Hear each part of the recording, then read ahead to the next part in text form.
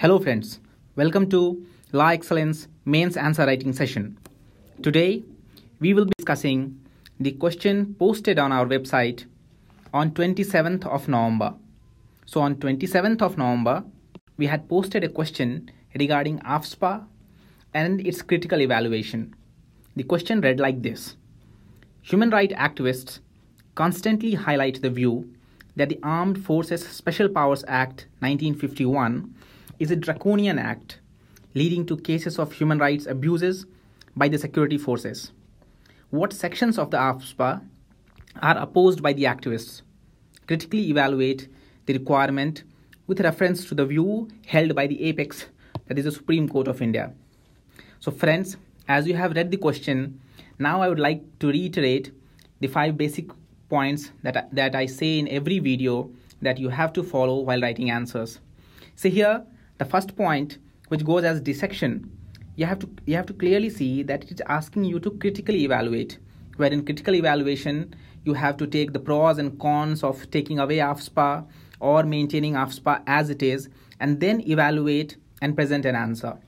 So you have to proceed by the key question word, then you have to use the localization, where you start with the army, its importance, then you proceed on to what is AFSPA, what are the sections and provisions of AFSPA, and how they are affecting societies, and its multidimensional view you have to present.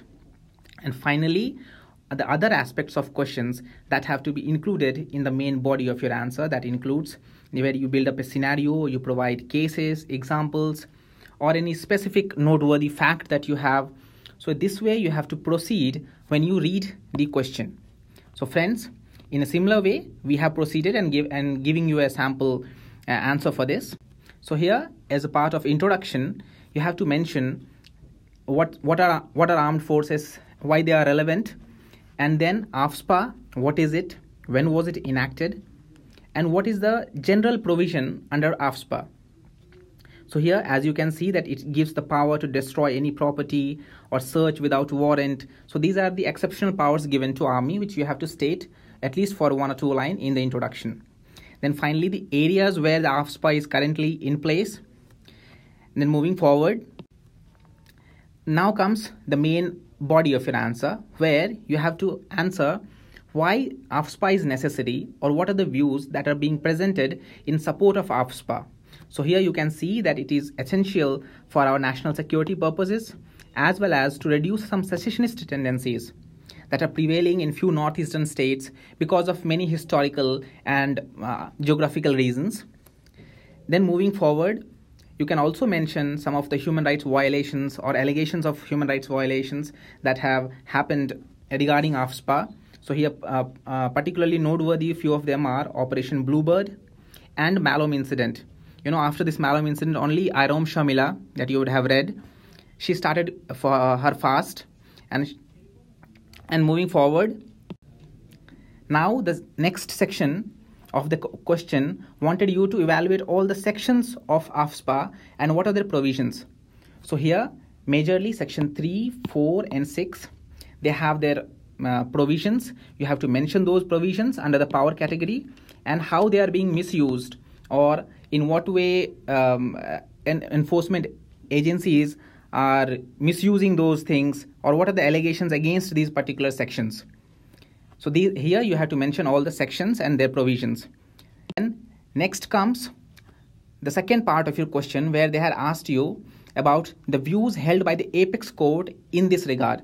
So here you have to mention all the notable cases where Supreme Court has given verdicts.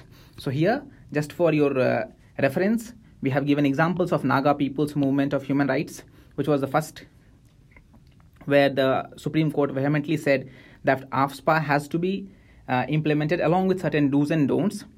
And moreover, in 2017 verdict, Supreme Court directed government to probe on any extrajudicial killings of AFSPA.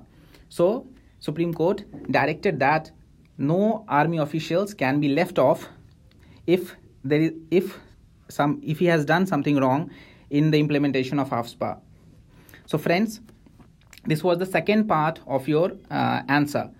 And finally, you have to conclude where you're concluding that AFSPA, why is it necessary? Okay, and you have to emphasize on the mode of developmental approach than that of security approach. And finally, you have to mention that the government can go with Jeevan Reddy committee report and implement those recommendations. So friends, that's the way you should proceed with the answer. For the next session, we'll meet another time. Till then, goodbye. Thank you.